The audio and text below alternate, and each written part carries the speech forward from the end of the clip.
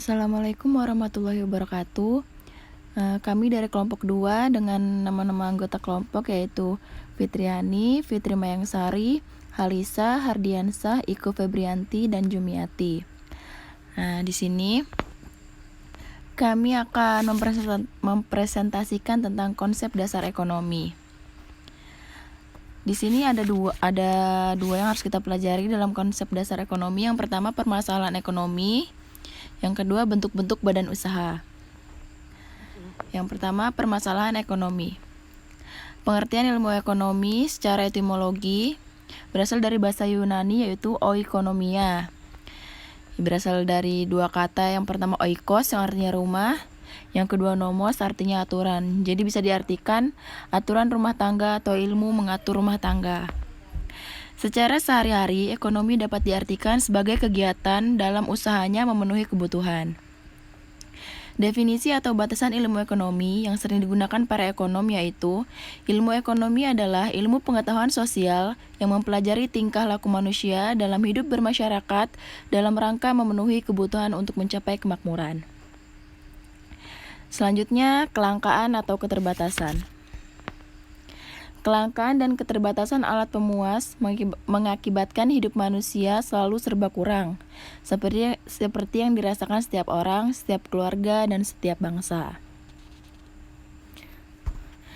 Banyaknya kebutuhan manusia yang harus dipenuhi seperti makanan, minuman, transportasi, sekolah, kesehatan, rumah, pakaian, dan tempat hiburan.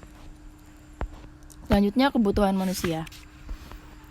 Kebutuhan adalah keinginan yang timbul dalam diri manusia dan masyarakat. Ada 3 penyebab perbedaan tingkat kebutuhan manusia. Yang pertama, status sosial, yang kedua, tingkat pendidikan, yang ketiga, kemajuan kebudayaan. Kebutuhan ini terbagi menjadi beberapa. Yang pertama, kebutuhan menurut kepentingannya. Kebutuhan primer. Kebutuhan primer adalah kebutuhan yang mutlak harus dipenuhi karena untuk mempertahankan hidupnya, misalnya makan dan minum, pakaian, perumahan. Yang kedua, kebutuhan sekunder. Kebutuhan sekunder adalah kebutuhan yang harus dipenuhi supaya dapat hidup lebih baik sebagai makhluk yang berbudaya. Contohnya, kebutuhan sekunder ini misalnya pakaian yang bagus, buku-buku bacaan, sepatu, radio, pasta gigi. Selanjutnya, kebutuhan tersier. Kebutuhan tersier adalah kebutuhan tingkat lanjut setelah kebutuhan sekunder. Kebutuhan akan barang mewah hanya dapat dipenuhi jika memiliki dana berlebih dan hanya dapat dipenuhi oleh sebagian kecil dari masyarakat. Contoh kebutuhan tersier yaitu seperti mobil mewah, rumah mewah, apartemen mewah.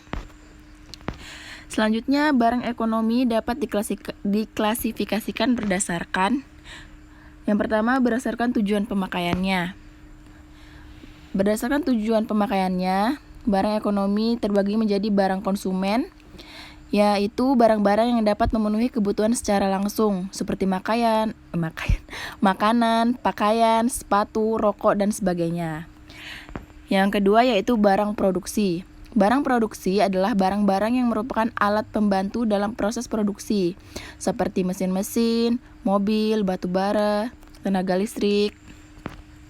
Nah, yang selanjutnya berdasarkan sifat pemakaiannya.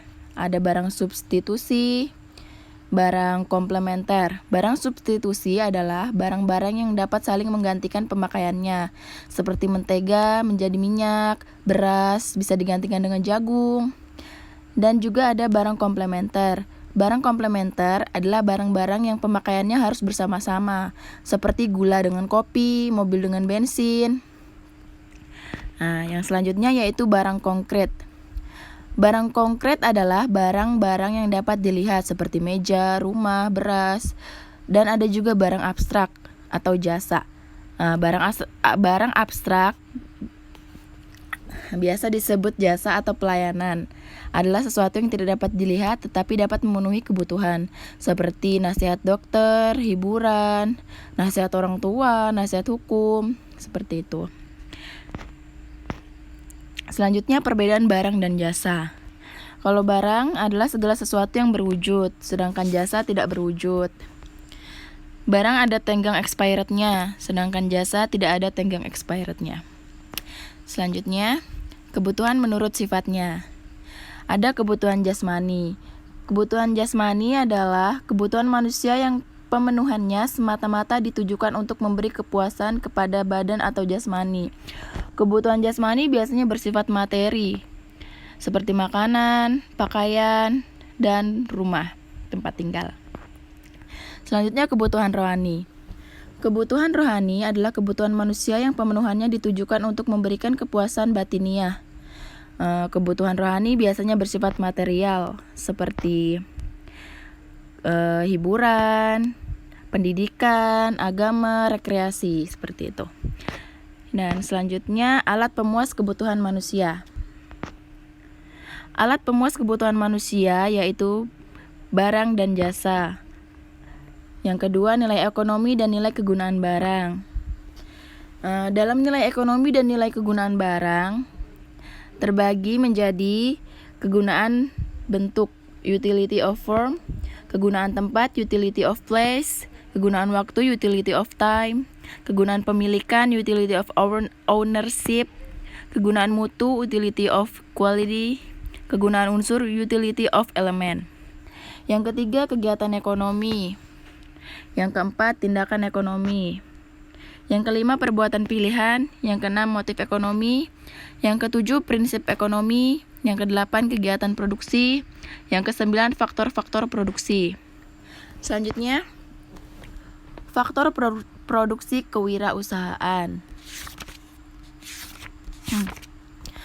Seorang wirausahawan harus memiliki kemampuan untuk merencanakan, penggerakan, mengorganisasi, mengkoordinir, serta mengawasi berjalannya suatu kegiatan ekonomi.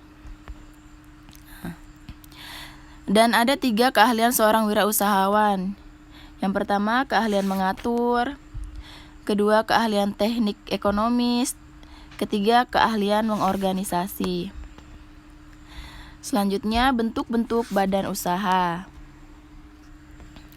Di sini ada jenis perusahaan menurut lapangan usahanya. Yang pertama, perusahaan ekstraktif seperti pertambangan. Yang kedua, perusahaan agraris seperti perkebunan kelapa sawit. Yang ketiga, perusahaan industri seperti pabrik tekstil. Yang keempat, perusahaan perdagangan seperti pertokoan dan swalayan. Yang kelima, perusahaan jasa seperti perbankan, jasa telekomunikasi, perhotelan, seperti itu. Selanjutnya, jenis perusahaan menurut tanggung jawab pemiliknya.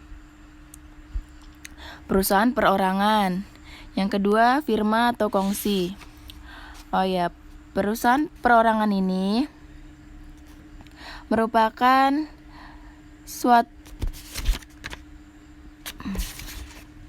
Perusahaan perorangan merupakan perusahaan yang didirikan, dimiliki, dipimpin, dan dipertanggungjawabkan oleh perseorangan. Nah, yang selanjutnya firma. Firma atau kongsi adalah persekutuan yang terdiri dari 2 orang atau lebih yang menjalankan perusahaan dengan menggunakan nama bersama. Masing-masing anggota firma ikut aktif menjalankan perusahaan dan bertanggung jawab penuh terhadap semua utang piutang perusahaan atau tanggung jawab tak terbatas. Yang ketiga, persekutuan komanditer atau CV. Persekutuan komanditer atau CV merupakan persekutuan firma yang mempunyai sekutu yang hanya menyertakan modal saja, yang disebut sekutu komanditer atau sekutu pasif, yaitu sekutu yang tidak ikut campur dalam pengurusan dan penguasaan persekutuan.